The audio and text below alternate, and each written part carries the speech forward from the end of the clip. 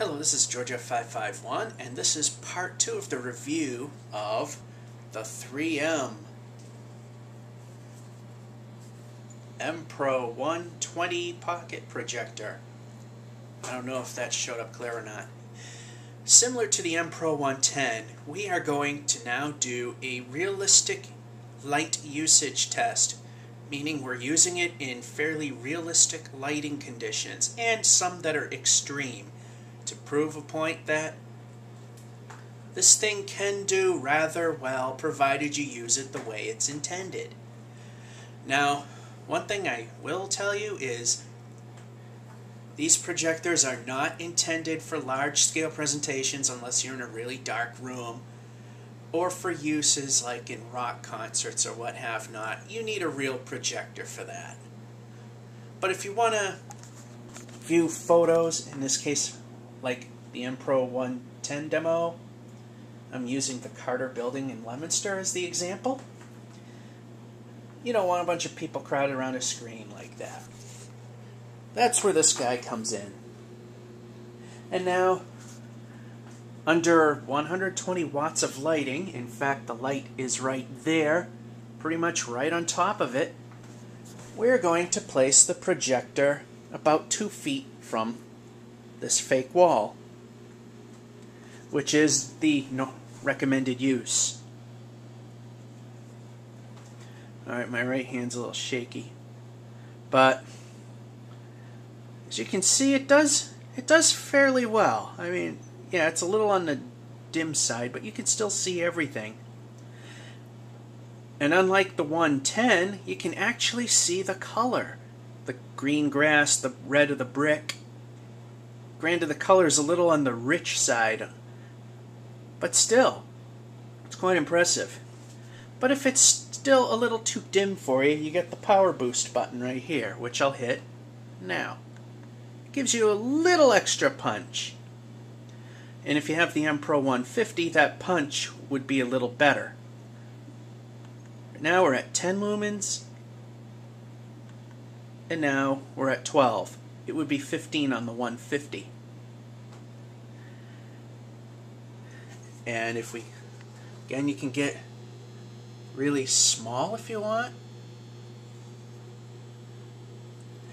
or I know it'll be extremely dim, go insanely large. Again, even though it's really hard to see, I can still pick out the colors, which, like I said, with the 110 you could not do. There it is normal. There it is boosted. Put it back to normal. I've done the on the refrigerator with the 110. As you can see, again, everything shows up. And I lost my signal. And there's your splash screen. The wonders of live.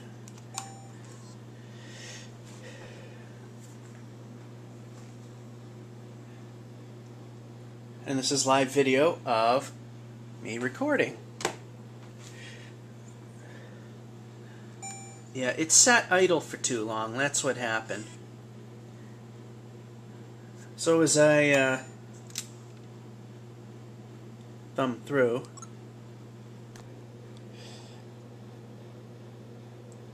alrighty, I'll just use this. This was a picture of this apartment. You know, it's not the best picture in the world because it's rather dull in terms of color. Anyway, it's a pain to edit these videos, so there we go. There were some private moments, that's why I had to point down. Anyway, there we have that. And I've done the directly on the ceiling, which I believe I held it like that. It shows up rather well. On the other hand, this thing also does video. Now, For the sake of speed, I'm not plugging in the audio. If you want to hear how this thing performs, look at the Part 1 review and you'll see it. For video, we're going to use the RCA LCoS. I'm going to plug in the video here.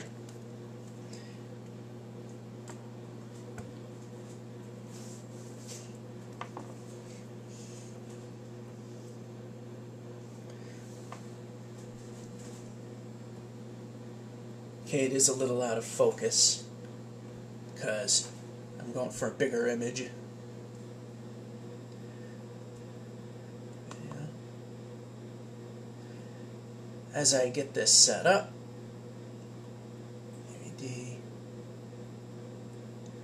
and I'm going to start from the beginning. I want to start from the beginning.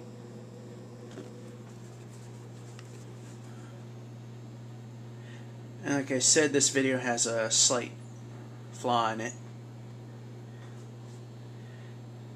And again, it might be a little dark, but we can see what it is.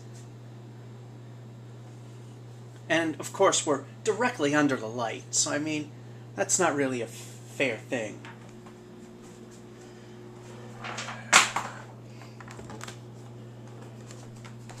But yeah, this would be more normal. Like this. And if you're using it in somewhat rather subdued lighting, you can get away with a lot more. I'm holding it about 3 feet from the door. And it is somewhat lit in here. Now what I'm going to do is we're going to do the traditional dot pattern here. We're going to show you the pattern of the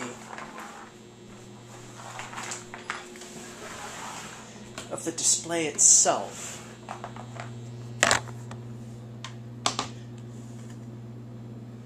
So I'm going to kill the lights right now. Put it in focus.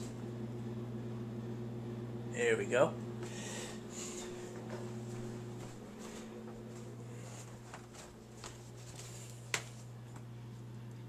Apparently it's not really in focus. Again, like I said, editing video from this camera is kind of a pain in the butt, so just gonna have to accept these little bumps in the road.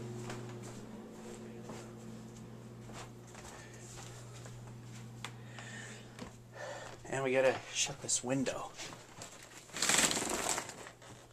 There. Now we can see it.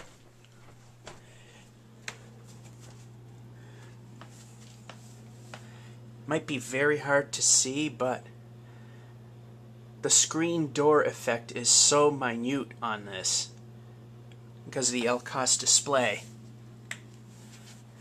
You can almost not even see the individual lines. I mean, you can kind of see them.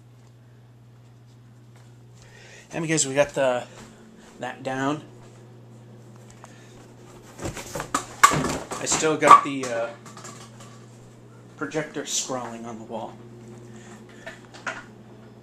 Here we are at about 60 plus inches. There it is, bright boost, back to normal. Actually, and we can go extreme. Let me play the video. There we go. I know they still have the unboxing stuff on there. And we're up to about 100 that way, which is actually doable on the 120. And with the 150, it's even more doable with the brightness boost. And there we are at some... It shows up still fairly well.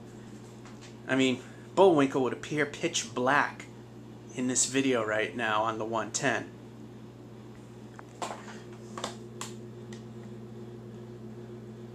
Stop. Okay, this thing is not cooperating with me again. When in doubt, just flip the switch back and forth a few times and it'll start cooperating again.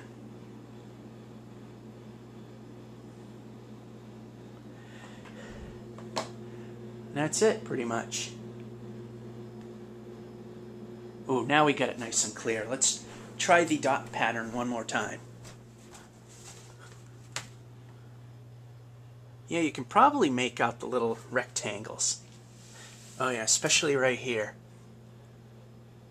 Now you can see the little rectangles that make up the grid, and right there.